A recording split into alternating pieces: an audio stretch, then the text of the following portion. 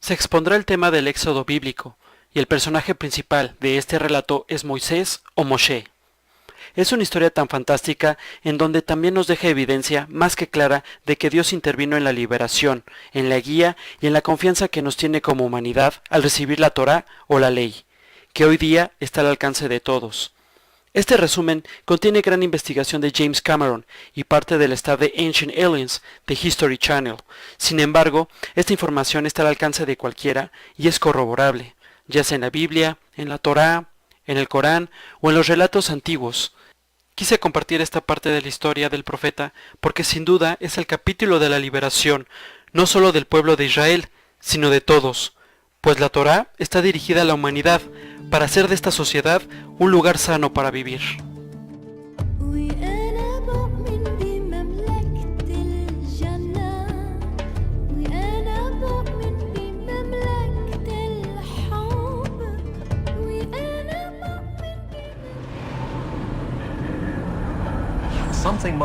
Algo sucedió. No puedo explicar qué, pero lo que fuera moldeó la identidad de Israel y por lo tanto no puedo calificarlo de fábula.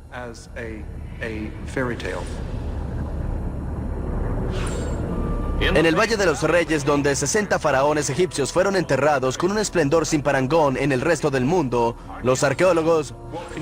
¿Qué debemos desenterrar para demostrar el éxodo?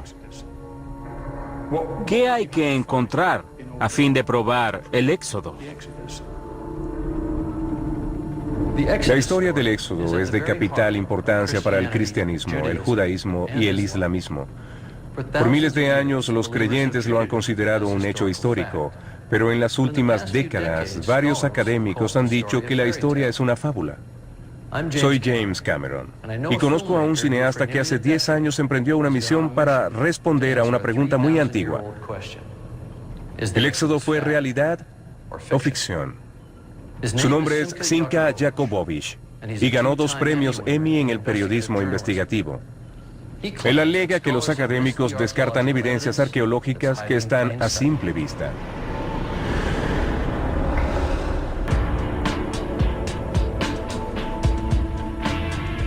La epopeya bíblica empieza cuando el patriarca hebreo Jacob escapa de la sequía en Canaán, el actual Israel, y se dirige hacia la tierra de la abundancia, la tierra de las pirámides, el antiguo Egipto. Allí, la tribu de Jacob, los futuros israelitas, prosperan en su nuevo ambiente. De hecho, el hijo de Jacob, José, se volvió tan poderoso como los gobernantes de Egipto, los faraones.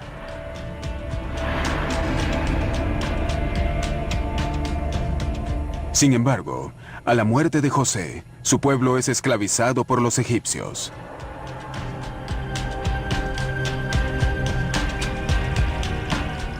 Más de un siglo después, los egipcios temen una revuelta e instituyen la medida de ahogar a todos los primogénitos hebreos. En esa época, nació el tataranieto de Jacob. Y es justo aquí cuando empieza la narrativa del profeta Moisés. Moisés es un gigante de la religión mundial. 3 grandes confesiones consideran su historia sagrada. Según la Biblia cristiana, el Corán musulmán y la Torá judía, Dios intervino directamente en la historia a través de este notable profeta. Estas son las cosas que os ordena hacer el Señor.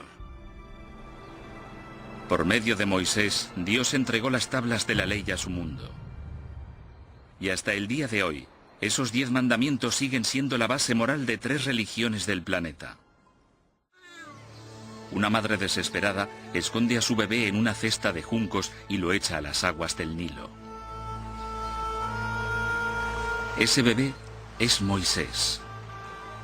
Milagrosamente, alguien encuentra y rescata al bebé. Un comienzo mágico para la historia de Moisés. ¿Pero es eso cierto? Hasta hace poco, casi todos los historiadores decían que no. La razón era sencilla. La historia de Moisés es muy parecida a la de un mito de Babilonia en el actual territorio iraquí sobre un gran rey llamado Sargón, quien, siendo bebé, fue encontrado en una cesta en un río. Este mito es atribuible a los sumerios de Mesopotamia.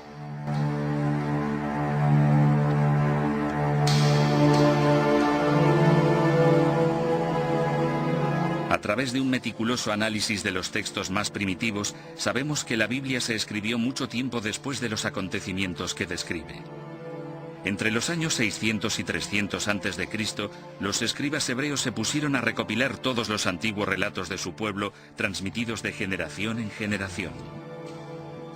¿Y si los escribas añadieron algo de sal a los antiguos relatos para hacer que la historia fuera más apasionante? ¿Y si inventaron la historia de Moisés, la cesta y el rescate?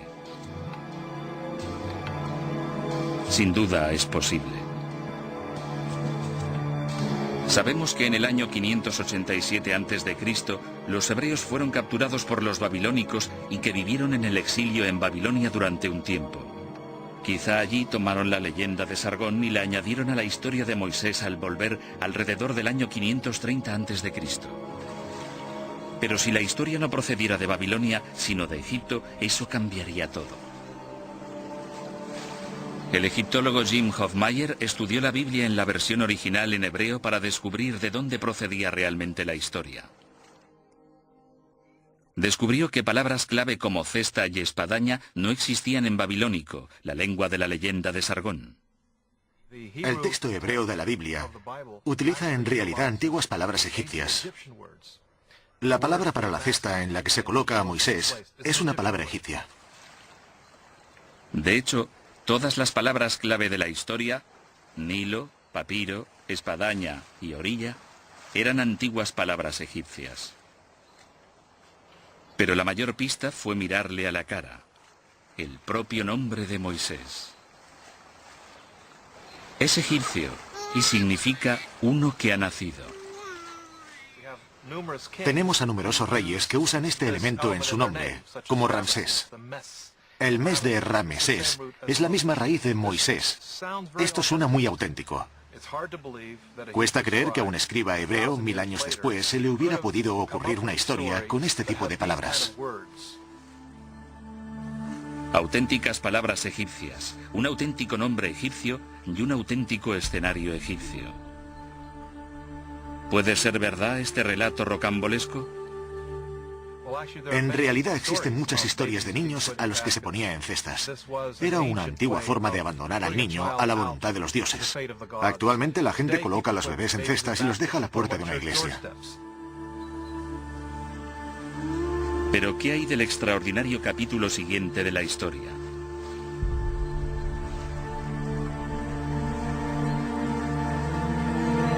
La Biblia afirma que Moisés fue rescatado por la hija del faraón o su esposa, según el Corán. Ella lo adoptó. Sobrevivir en el río fue una suerte.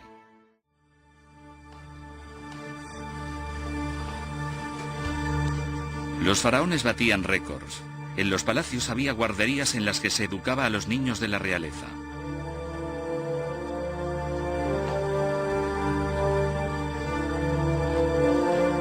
Por los textos antiguos conocemos una institución asociada al palacio que se llamaba la Guardería Real. Y en esta institución se educaba a los niños de la realeza. Específicamente se enseñaba a los príncipes a leer y escribir. De hecho, tenemos el testimonio de algunos de los escribas que contaban cómo su maestro escriba los golpeaba cuando eran perezosos y se aseguraba de que escribieran bien sus cartas. Pero ¿dónde está la prueba de que el faraón acogiera a Moisés y lo pusiera en una de estas clases? Por supuesto, ahora no tenemos pruebas. Lo interesante es que durante este tiempo también se admitió a niños que no pertenecían a la realeza. Entraron en esta institución hijos de reyes extranjeros para aprender a leer y escribir.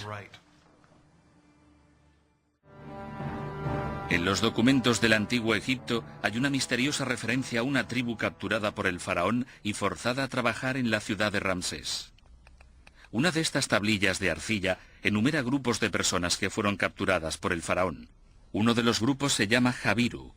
Jabiru suena a hebreos. Hebreos, Jabiru. ¿Podría ser el pueblo al que guió Moisés? No podemos saberlo con seguridad, pero las pistas están ahí. Eran nómadas de lengua semítica y querían asentarse en Canaán, la Siria actual, Israel y Palestina. Quizás sí eran los hebreos.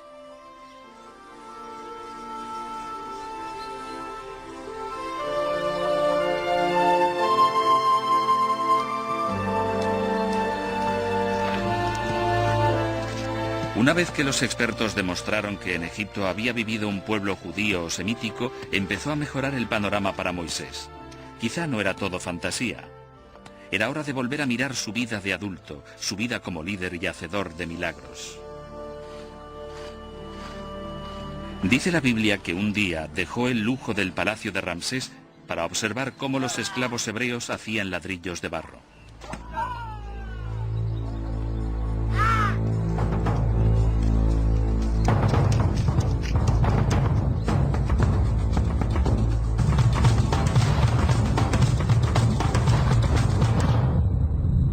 En un estallido de ira ante las crueldades diarias que soportaban los hebreos, Moisés pasó de príncipe mimado a criminal perseguido.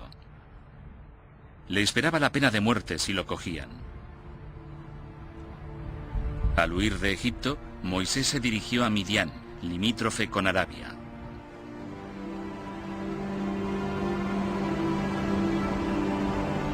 Su aspecto de entonces se parecía mucho al de ahora, un desierto baldío donde los beduinos se ganaban la vida a duras penas.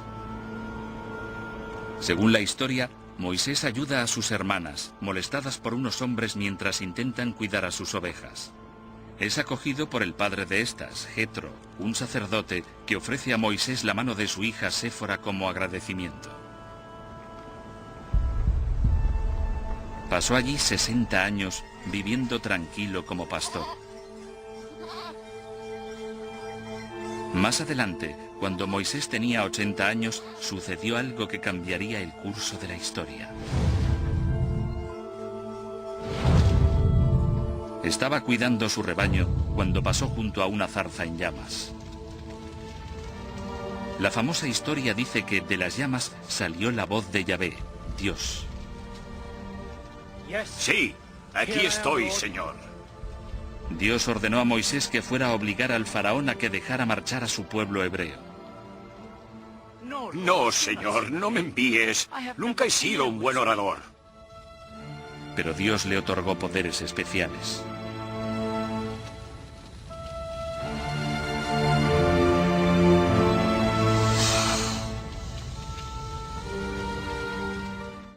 La idea de la zarza ardiente es muy interesante para mí, porque cosas como arbustos ardientes realmente no existen, especialmente si de repente dan órdenes. Así que tenemos que preguntarnos, ¿qué fue lo que describieron nuestros ancestros? Y además, la idea de la zarza ardiente pudo haber sido una creación tecnológica que Moisés describió como un arbusto en llamas. La zarza ardiente, como la describió Moisés, ¿pudo haber sido un artefacto extraterrestre? ¿Una máquina? ¿O quizá una especie de nave espacial? Si así fuese, más que un ¿con quién?, sería un ¿con qué se estaba comunicando realmente Moisés? Quizá Moisés sí oyó la voz de Dios. No es algo que podamos comprobar, es una cuestión de fe.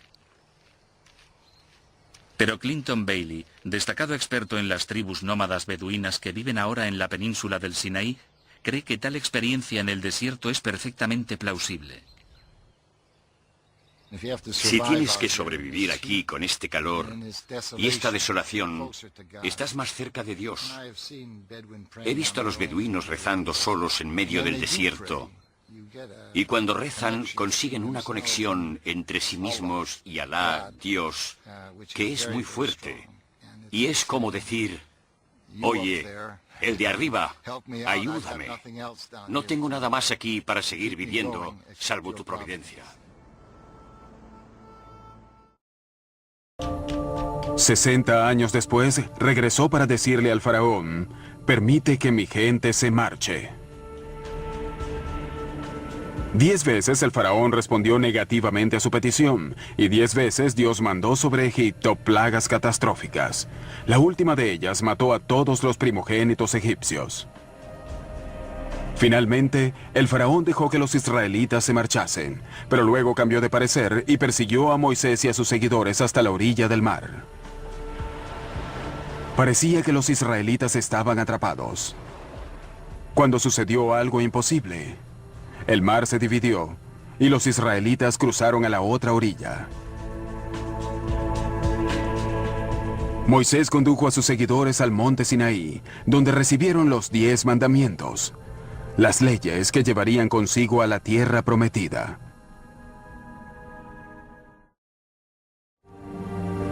Toda la evidencia indica que esta montaña es el monte Sinaí, donde según la Biblia, las palabras ahora grabadas en la imaginación humana se oyeron por primera vez. Yo soy Dios, tu Señor, quien te sacó de Egipto, un lugar de esclavitud. No adorarás a otro Dios sino a mí. No idolatrarás estatuas, tallas ni imágenes.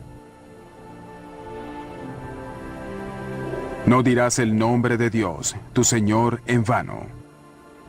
Respetarás el Sabbat y lo santificarás. Honrarás a tu madre y a tu padre. No matarás. No cometerás adulterio. No robarás. No levantarás falso testimonio contra tu prójimo, y tampoco envidiarás su casa. No desearás a la mujer de tu prójimo.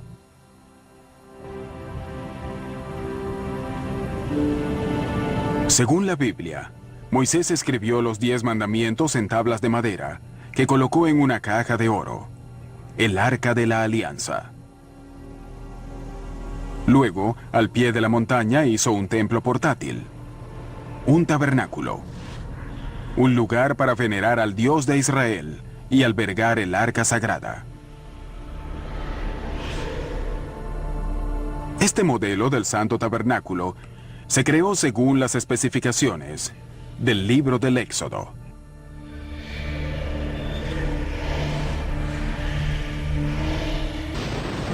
Sin embargo, la fuente de todos estos mensajes proféticos ¿provenía realmente de una naturaleza divina?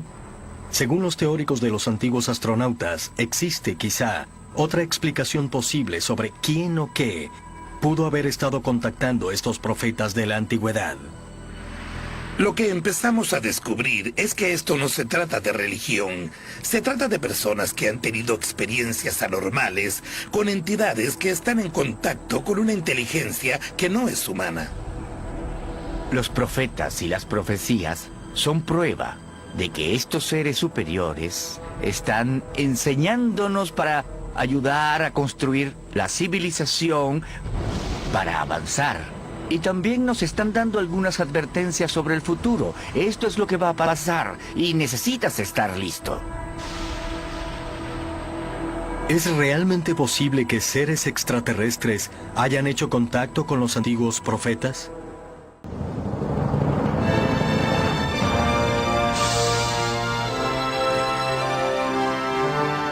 El libro del Éxodo dice que, tras cruzar el mar de juncos, Moisés llevó a los hebreos hasta el Sinaí, donde pasaron 40 años vagando por el desierto.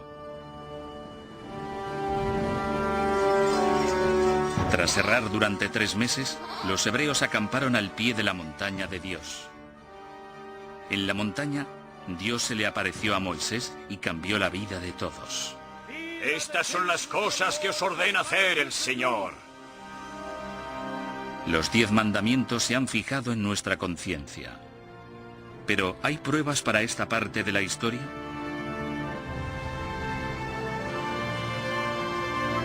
Es irónico que tengamos tantas pruebas circunstanciales de partes importantes de la vida de Moisés, pero que no tengamos ninguna prueba de los 10 mandamientos, que son la parte de su legado que más perdura.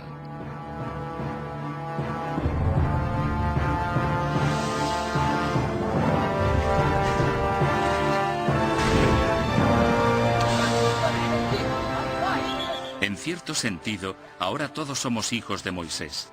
Incluso hoy en todos los continentes, la gente que no sabe nada de Moisés sabe al menos algo sobre los 10 mandamientos. Han sido el cimiento de todas las civilizaciones occidentales y de Oriente Próximo y siguen siendo la base moral para 2/3 de la población mundial.